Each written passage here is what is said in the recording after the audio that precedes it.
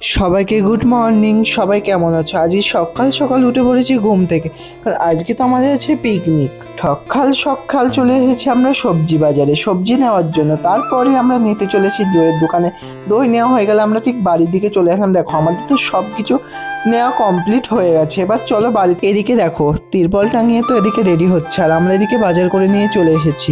দেখো রান্নার জন্য তো অনেক জ্বালানি প্রয়োজন, তাই না? তার জন্য গাছের উপরে উঠে পড়েছি জ্বালানির জন্য। দেখো সবাই মিলে সামনে যে বাগানটা দেখছো, এই বাগানে অনেক জ্বালানি আছে, তার জন্য আমরা দেখো সবাই মিলে এখন যাচ্ছি জ্বালানি আনার জন্য। ওই সামনে যে পেয়ারা বাগানটা আছে তার পাশেই। তারপরেই তো লোকের যে জ্বালানি ছিল ওখান থেকে আমরা নিয়ে পালিয়ে আসছি। দেখো খুব তাড়াতাড়ি করতে হবে, নাহলে তো লোকজন চলে আসবে, সেই কারণে পাশের বাগানে এবার যাবো আমরা।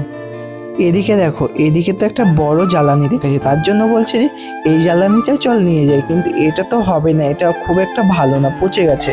জ্বালানি তুলতে এসে এরম হবে আমরা বুঝতে পারিনি। দেখো জ্বালানি নিতে এসে দেখো পেয়ারা বাগান পাশেই, তাই ভাবলাম সবাই মিলে চল একটা করে পেয়ারা নিয়ে আসি।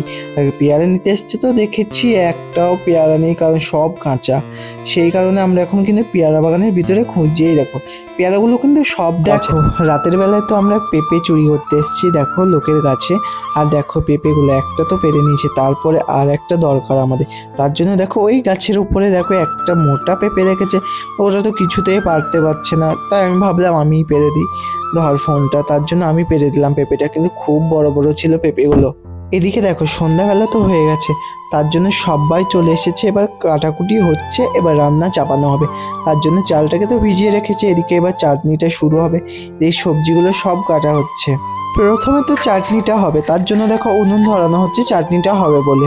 আর এদিকে দেখো চিকেনগুলোকে ধোয়া হচ্ছে, কারণ আর কিছুক্ষণ তো পর চিকেনটা হবে ফ্রাইড রাইসের পর, আর বেশি রাত হলে তো খুব একটু অসুবিধা হয়ে যাবে। দেখো ফ্রাইড রাইস তো রেডি হয়ে গেছে, এখন তো ফ্রাইড রাইসটাকে মিক্স করা হচ্ছে, আর কিছুক্ষণের মধ্যেই হয়ে যাবে। এটা ফ্রাইড রাইস তো হয়ে গেল, আর দেখো এদিকে চিকেন কষানোও হয়ে গেছে শুরু।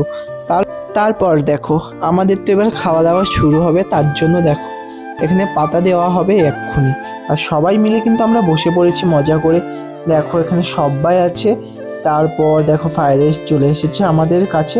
তারপরে দেখো আমি তো একটু ভিডিও বানিয়ে নিলাম সবাইকে নিয়ে। তারপরেই দেখো এখানে দিচ্ছে আমাকে দেওয়ার পর আসবে চিকেন।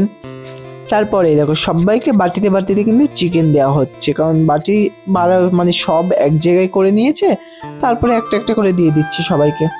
এরপরে দেখো দই, মিষ্টি, চাটনি, পাঁপড় সব আছে। মিষ্টি আর দইটা তো এখনো দিয়ে দিয়েছে। শীতের শুরুতেই আমাদের কিন্তু পিকনিক শুরু হয়ে গেল, আর এটা হলো প্রথম ব্লগ।